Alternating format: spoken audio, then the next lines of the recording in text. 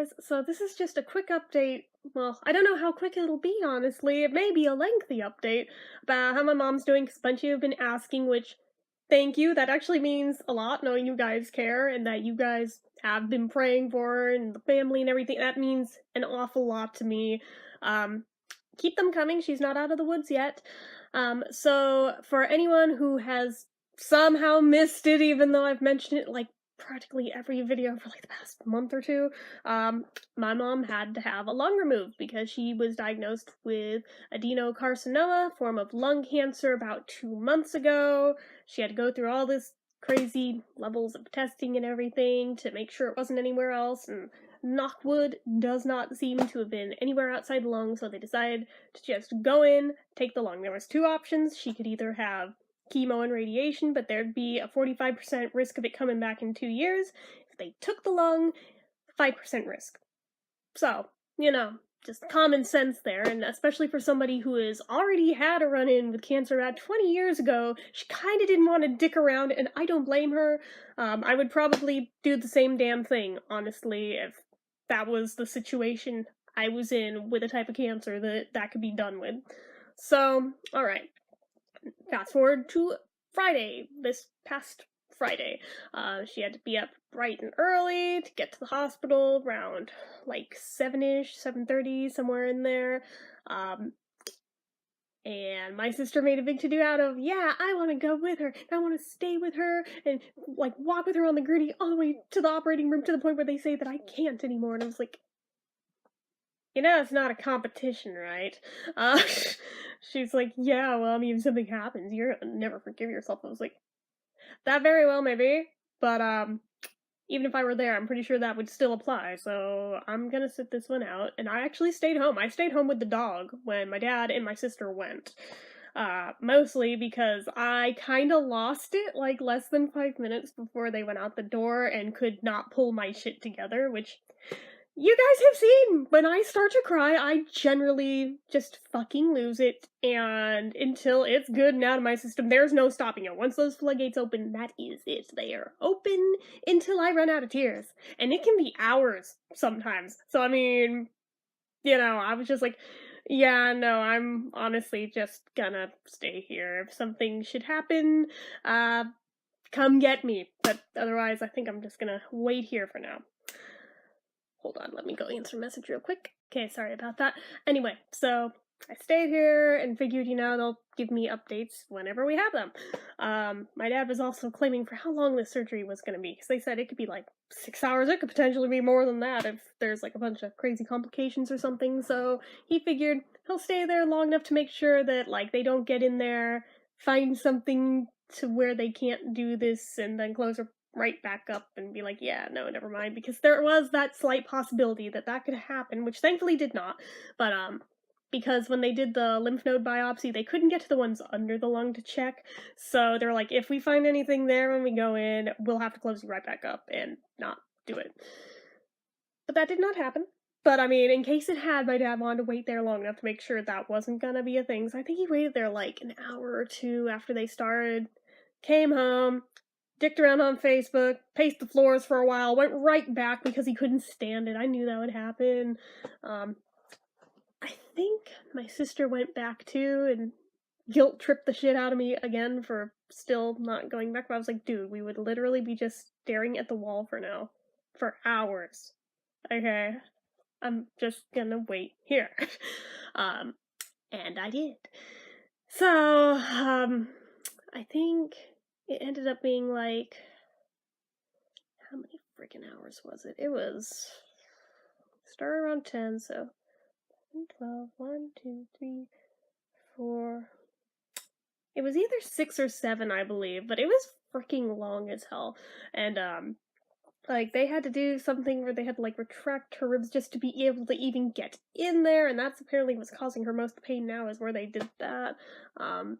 So that sucks.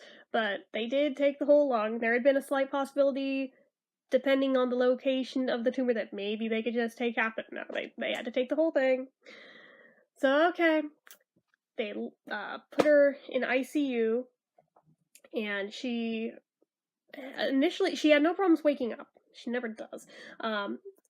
So she woke up, but was in intense fucking pain, which, you know what, you went through that, I bet you would be too. And they gave her morphine, and it did absolutely fuck all.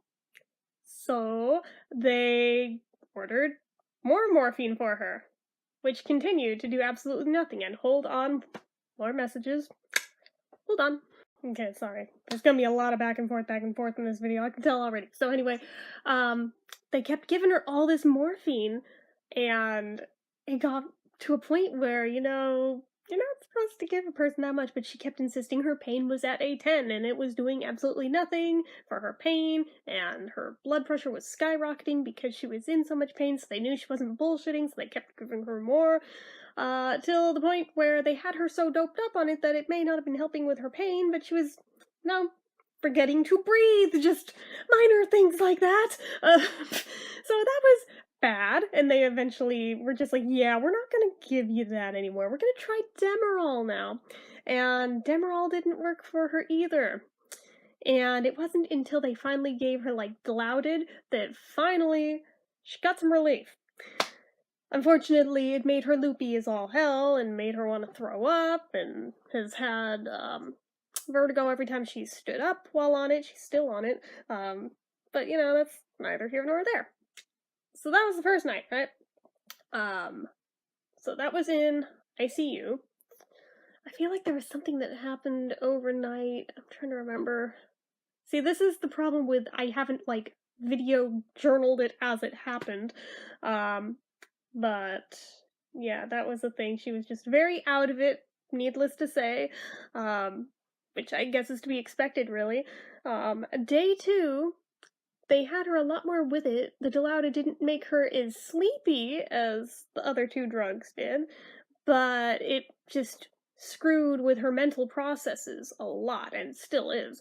To the point where, okay, day 2, they want you, like, starting to get up and walk around and stuff, and especially since the TV isn't working in her room for whatever reason, there is literally nothing for her to do to pass the time, so I guess she's like, yeah, I should get up and walk around, and she's kind of an overachiever, so it's like her mission in life, I need to get up and walk around, I need to get up and walk around. And she remembered there's something she's supposed to do when she gets up and walks around. That something was the oxygen tube has to come off so she won't trip on it or pull it out of the machine or anything. However, because of all the drugs in her system, she somehow kept mixing that up with pull off all the monitors every single time, and then all the alarms would go off and they'd come running in going, oh my god, what happened? And she'd have, you know, the pile of monitors on the bed. And they'd have to go put them all back on and tell her, you never ever take them off.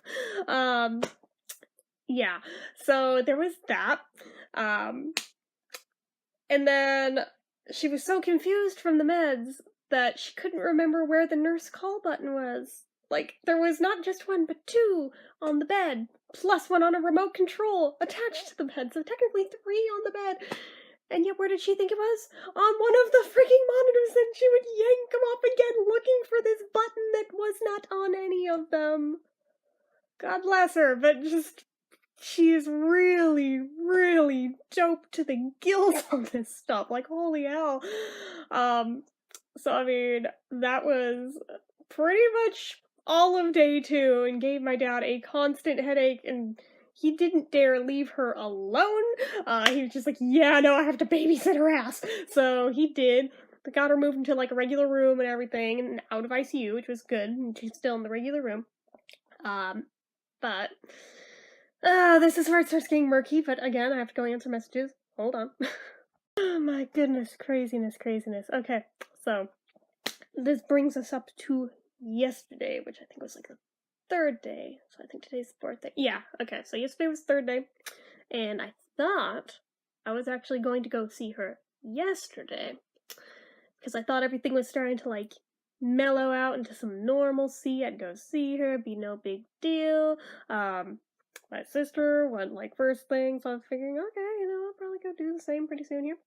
And before I know it, she has come back home, has notified me just as well you didn't go because they would have sent your ass home, because apparently she's having some crazy-ass complication, and I'm still not entirely 100% clear on what happened, but apparently there was something with, like, really extreme heart arrhythmias, because apparently, something I did not know, for people who only have one lung, evidently, your lungs hold your heart in place. I did not know this. So if you remove one, now there's some wiggle room, and it moving around is enough for a lot of people to have arrhythmias from that.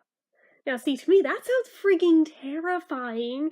That it would just be flopping around in there and sounds hell of dangerous. Apparently, the side without a lung eventually fills up with fluid and it helps mitigate it some, but usually still needs medication to control that. But I'm just like, but again, the flopping around thing, isn't that kind of freaking dangerous? But nobody listens to me, so I don't know. I've still not had an actual doctor answer my questions about that. But regardless, so apparently she's having major arrhythmias. She had a drainage tube in her side from the major incision that they were just draining with, and up till that point hadn't really drained much, but all of a sudden was profusely draining stuff and blood and just was bad. I was like, oh, well, it's just as well I didn't see that. I'm very squeamish about these things, so yeah, that would not be good. So there was that.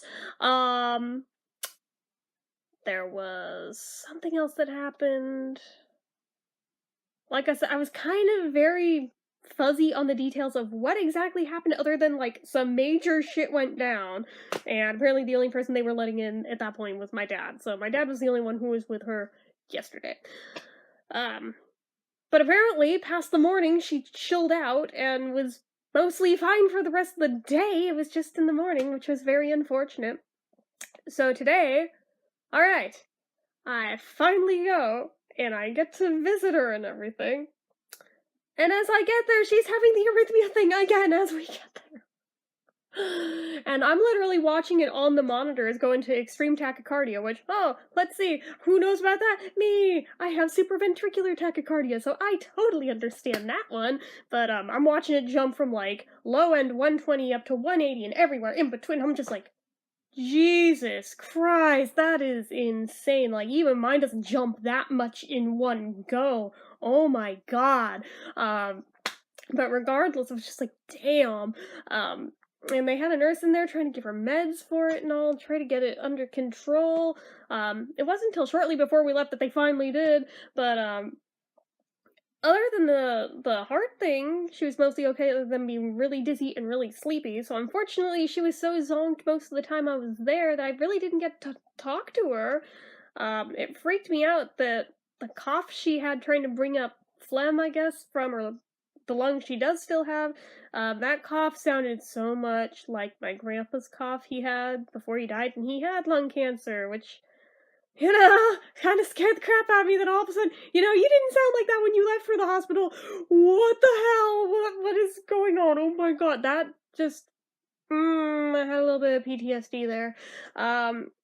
Like, not even being dramatic, like, actual. But regardless, I mean, there's nothing she can do about that, it's just what it sounds like, but still in a lot of pain, even with the Dilaudid. Just very out of it, very dizzy, having the heart arrhythmia things, and that was about the extent of that, and I was there for like 2 hours, but she just mostly was laying there. I mean, she could, like, hear you talking, she physically can talk, just, like, she can't really track a conversation right now. So there's that. I'm really freaking freaked out over the heart thing, though, like, just as somebody who has had heart problems from birth, that freaks me the shit out that all of a sudden she has that to deal with. Because I'm used to me being the one who has to deal with heart things in the family, and all of a sudden, wait, she has what? And she was not that way when she went in. What did you do to her? What did you do to her? Just like, holy crap. But, yeah, my god, like, just craziness. She wanted to show me the incision really badly. I was like, no, please, no, please, for the love of God, no. I've heard it described by like 3 different people at this point. Please, for the love of God, don't show me that. And I feel like I accidentally hurt her feelings, and I didn't mean to, but it was like, I'm good. I haven't even wanted to look when I've had incisions from surgeries. I really just, I'm good. I'm just squeamish. But, just like, but, I felt bad because it was like the only time she actually got up out of that bed that I was there, and it was because she started walking across the room to show me, and I was like, no, no, no, no, no, no, no, I don't want to see it. And Dad was like, no, no, no, no. Like, we talked about this before she came, that like this was like her stipulation. If she comes, she doesn't want to see the incision, which that's a really effed up thing that I made him promise that these are my conditions. I'll go if I don't have to see the wound. I don't want to look at it. I don't want to see that. I don't want to see the drainage tube. As long as I don't have to look at those, okay. But thankfully I didn't have to see either one. But I almost did. But this isn't about me. It's about her. So, but just weirded me out. But yeah, she was so freaking zonked. I was like really sad, and I let her know that her puppy dog misses her, and I showed her a picture I took of her, and then I almost made her cry. I was like, no, no, no, no, no, I didn't mean to do that. I'm sorry, and I felt worse, and just yeah, that's about where we're at right now. I don't know. I may go back again for a little while later tonight, maybe. I have to get another sticker, because this one is void now, because after 6 hours, it voids out. But anyway, yeah, that. So that is about where we're at right now. I mean, they're still trying to get her stable enough to be able to go home. She is not there yet. She is definitely not there yet. They said she's definitely still got at least days to go, so that's a thing. But yeah, so that's about as much I know. Oh, I remember what the other thing was with, not today, but yesterday, the other thing that came up. There was like a bunch of swelling that was involved, but I think that has since gone down. But yeah, that was the other thing. I knew there was like 3 things that cropped up out of nowhere.